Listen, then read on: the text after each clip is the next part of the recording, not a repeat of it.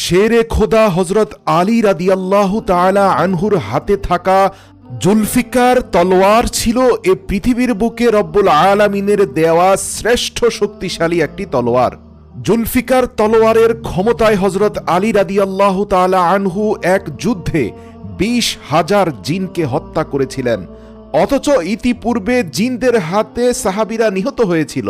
প্রিয় দর্শক, ইতিহাস থেকে ঘেটে জানা যায় সেই যুদ্ধের নাম ছিল বীরউল আলম যুদ্ধ। আজকে আমরা হজরত আলী এবং তার অলৌকিক জুলফিকার তলোয়ারের মাধ্যমে কিভাবে তিনি 20,000 জিনকে হত্যা করেছিলেন এবং বাকি জিনদেরকে কালেমা পড়তে বাধ্য করেছিলেন সেই ইতিহাস বলবো। আবু সাঈদ খুদরি রাদিয়াল্লাহু হতে বর্ণিত, একবার হজরত মুহাম্মদ সাল্লাল্লাহু আলাইহি ওয়াসাল্লাম কোনো এক যুদ্ধ হতে বাড়ি ফিরছিলেন। পথিমধ্যে তিনি একটি জনশূন্য বসতি দেখতে পেলেন। মুহাম্মদ সাল্লাল্লাহু আলাইহি সাল্লাম সাহাবায়ে কেরামদেরকে জিজ্ঞেস করলেন, এটা কোন জায়গা?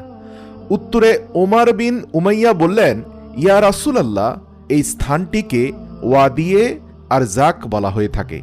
এখানে একটি কূপ আছে। গত 1000 বছর ধরে এই কূপের ধারে কাছেও কেউ যায় না। আর এখানে সেই জিনেরা বসবাস করে যারা হযরত সুলাইমান আলাইহিস সালামের কাছ থেকে পালিয়ে এসেছিল, যারা ওয়াদা করেছিল কোনোভাবেই তারা সুলাইমানের বশ্যতা স্বীকার করবে না, তারা অবশ্যই ইসলামের বিরুদ্ধে কাজ করবে। আজ পর্যন্ত এই জিনের দল এই অঞ্চলে আস্তানা তৈরি করে রেখেছে। ইতিহাস বলে এই জিনেরা হযরত সুলাইমান আলাইহিস সালামের 10,000 সৈন্যকে এই স্থানে হত্যা করেছিল। এই কথা শুনে রাসূল সাল্লাল্লাহু আলাইহি ওয়াসাল্লাম বললেন, ও আচ্ছা, এই সেই স্থান যেখানে ভয়ানক জিনদের বসবাস। যদি এমনটি হয়ে থাকে তাহলে সকলে এখানে থেমে যাও। এই কথা শুনে কয়েকজন সাহাবী কিছুটা ভয় পেলেও রাসূল সাল্লাল্লাহু আলাইহি ওয়াসাল্লামের কথা মতো সাহাবীদের পুরো কাফেলা সেখানেই থেমে গেল। তারপর রাসূল সাল্লাল্লাহু আলাইহি ওয়াসাল্লাম তার সাহাবাদেরকে বললেন, তোমাদের মধ্যে 10 জন ব্যক্তি গিয়ে এই জিনদের কূপ থেকে পানি তুলে নিয়ে এসো। রাসূল সাল্লাল্লাহু আলাইহি ওয়াসাল্লামের আদেশ পাওয়া মাত্র 10 জন উঠে দাঁড়ালো এবং জিনদের কূপ থেকে পানি তুলতে চলে গেল।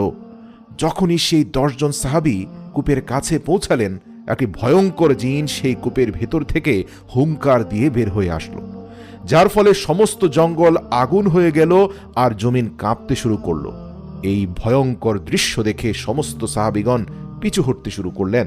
কিন্তু এই 10 জনের মধ্যে আবুল আস রাদিয়াল্লাহু তাআলা আনহু সামনের দিকে বীর দর্পে এগিয়ে আসেন এবং কিছু দূর এগিয়ে যেতেই সেই জিন নৃশংসভাবে সেই সাহাবীকে শহীদ করে ফেলে।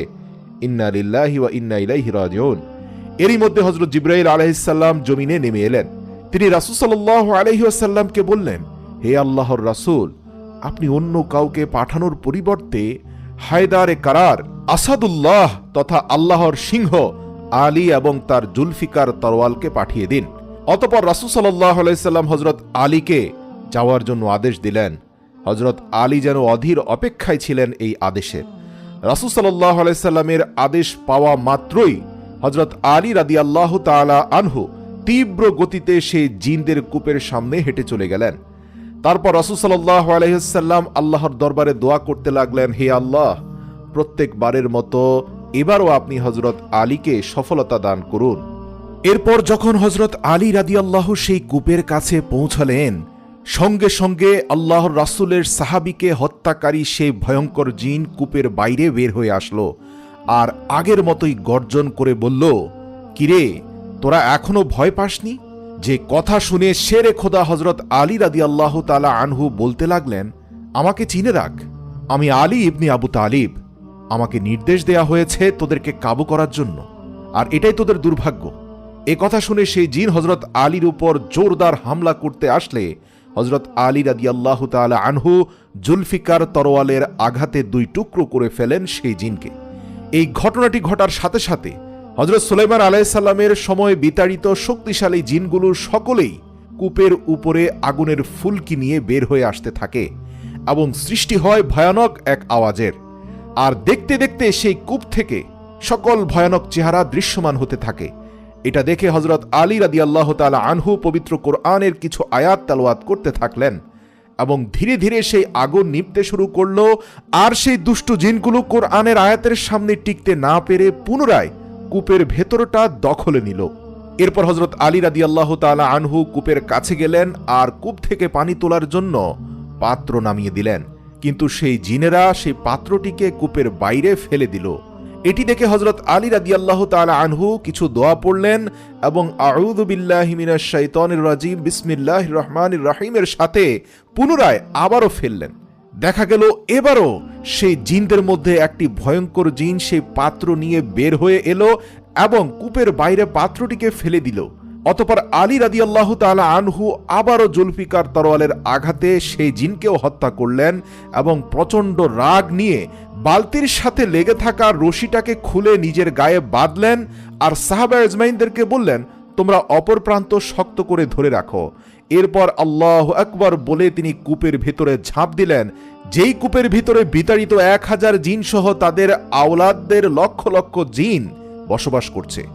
অতঃপর আলী রাদিয়াল্লাহু তাআলা আনহু সেই কূপের নিচে ঝাঁপ দেওয়ার পরে কিছুক্ষণের মধ্যে রশিটি কাটা গেল এবং নিচ থেকে কোনো সাড়া শব্দ না পেয়ে আল্লাহর রাসূলের বাকি সাহাবী যারা উপরে আলী রাদিয়াল্লাহু তাআলা আনহুর সেই রশি ধরে রাখছিলেন তারা সবাই কাঁদতে থাকলেন এবং আল্লাহর দরবারে প্রার্থনা করতে লাগলেন। কিছুক্ষণের মধ্যেই সাহাবারা শুনতে পেলেন সেই কূপের ভেতর থেকে ভয়ানক আওয়াজ বেরিয়ে আসছে। আধ ঘন্টা পর তারা স্পষ্ট শুনতে পেল কিছু সংখ্যক জিন আলী রাদিয়াল্লাহু তাআলা আনহুর কাছে নিজেদের জীবন ভিক্ষা চাইছে আর বলছে, হে শেরে খোদা, আপনি আমাদের প্রাণ ভিক্ষা দিন, বিনিময়ে আমরা আপনার সকল কথা অনুসরণ করব। অতঃপর হযরত আলী রাদিয়াল্লাহু তাআলা উচ্চ স্বরে বললেন, পড়ো লা ইলাহা ইল্লাল্লাহু মুহাম্মাদুর রাসূলুল্লাহ। অতঃপর সকল জিন কালেমা পড়ে মুসলিম হয়ে গেল। এদের মধ্যে একজন ভালো জিনকে আলী রাদিয়াল্লাহু তাআলা আনহু তাদের দলনেতা বানিয়ে দিলেন। ইতিহাস বলে সেই যুদ্ধে হযরত আলী রাদিয়াল্লাহু তাআলা আনহুর জুলফিকার তলোয়ারের আঘাতে 20,000 জিন হত্যা হয়। তারপর হযরত আলী রাদিয়াল্লাহু তাআলা আনহু তাদের দলনেতার নাম দিলেন জাফর জয়ীফ জিন।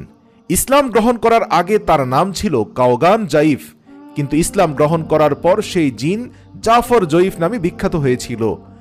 সে হযরত আলীকে এতই ভয় পেত যে সে আলীকে ওয়াদা দিয়েছে, হে আসাদুল্লাহ, আল্লাহর সিংহ, আপনি যখনই বলবেন আমি তখনই হাজির হব। এমনকি কারবালার ময়দানে কঠিন মুসিবতে যখন হযরত আলী রাদিয়াল্লাহু তাআলা আনহুর কলিজার টুকরা ইমাম হোসেন রাদিয়াল্লাহু তাআলা আনহু শহীদ হতে যাচ্ছেন, এই পরিস্থিতিতে সেই জিন এসে উপস্থিত হয়েছিল এবং এই জাফর জয়ীফ জিন বলেছিল, হে ইমাম হুসাইন, আপনি আমাকে অনুমতি দিন, আমি কারবালার সকল শত্রুকে দমন করে আসি। এটা ছিল সেই মুহূর্ত যখন কারবালার ময়দানে শত্রুরা চারদিক থেকে ঘিরে ফেলেছে, আর সে সময় জাফর জিন নিজের সমস্ত কাজ ফেলে ইমাম হুসাইনকে সাহায্য করার জন্য কারবালার ময়দানে পৌঁছালেন। তখন ইমাম হুসাইন রাদিয়াল্লাহু তাআলা আনহু জাফরের কথার উত্তরে বললেন, হে জাফর, এই ময়দান আমার কাছ থেকে আমার ছোট আজগরকে কেড়ে নিয়েছে, চলে গিয়েছে আমার আকবর, গাজী এবং সমস্ত সাথীদেরকে আমি হারিয়েছি। আমি তোমার উপর খুশি হয়েছি, কিন্তু আমার নানাজানের দিনের খাতিরে আমার নিজেকে এখানে কোরবানি দিতে হবে। আল্লাহু আকবার।